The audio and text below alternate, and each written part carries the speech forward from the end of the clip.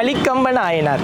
கைதடிந்த வரிசிலையான் கலிக்கம்பருக்கும் அடியேன்னு சொல்லி சுந்தரமூர்த்தி நாயனார் சுவாமிகளாலே பாடப்பட்ட அற்புதமான நாயனார் இந்த நாயனார். இந்த நாயனார் பொன்னாகரம் என்று சொல்லக்கூடிய திருத்தலத்திலே வணிகர் குலத்திலே பிறந்த ஒரு அற்புதமான நாயனார். ஏதாவது ஒரு அடியார்கள் போயிட்டாங்கன்னா அந்த அடியார்களை அழைத்து வந்து தம்முடைய வீட்டுக்கு கூட்டிட்டு வந்து அந்த அடியாருக்கு பாத பூசை செய்வார். எப்படி செய்வார்? இவரோடு சேர்ந்து இவருடைய மனைவியாரும் வந்து சேர்ந்து பாத பூசை செய்வாங்க. ஏன்னா பாத பூசைங்கிறது இருவரும் சேர்ந்து செய்யக்கூடியது.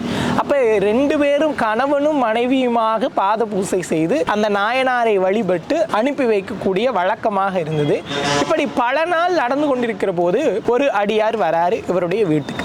இந்த அடியாரை அழைத்து வந்து வீட்டுக்குள்ள அமர வைத்து பாத பூசை செய்வதற்காக எல்லாம் தயாராயிடுச்சு. அந்த அம்மையார் வராங்க. இந்த கலிக்கம்ப நாயனாருடைய மனைவி அந்த அம்மா பாத பூசை செய்யலன்ட்டாங்க. என்ன காரணம்னா, இந்த வந்திருக்கக்கூடிய அடியார் ஏற்கனவே கலிக்கம்ப நாயனார் இடத்திலே வேலையாளாக பணி செய்தவர். அப்படி இருக்கிற காரணத்தினாலே ஒரு வேலையாளுக்கு நாம் வந்து பாத பூசை செய்யணுமா அப்படின்னு சொல்லி இந்த அம்மா வந்து பாத பூசை செய்யலைன்றாங்க.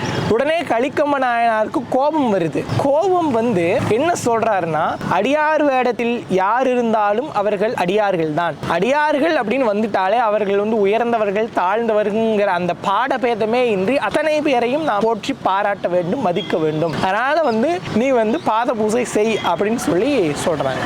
அப்பையும் இந்த அம்மா செய்யல. உடனே என்ன பண்றாருன்னா, தன்னுடைய உடைவாளை எடுத்து இந்த அம்மாவுடைய கைகளை வெட்டிடுறார்.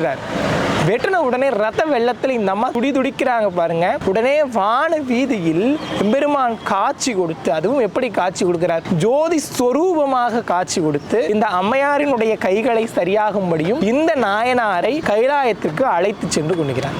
இவர் இப்படி ஒரு சிவபக்தி செலுத்திய காரணத்தினாலே இந்த நாயனாரை 63 நாயன்மார்கள் வரிசையிலே இவருக்கும் ஒரு இடத்தை கொடுத்திருக்கிறார் எம்பெருமான்.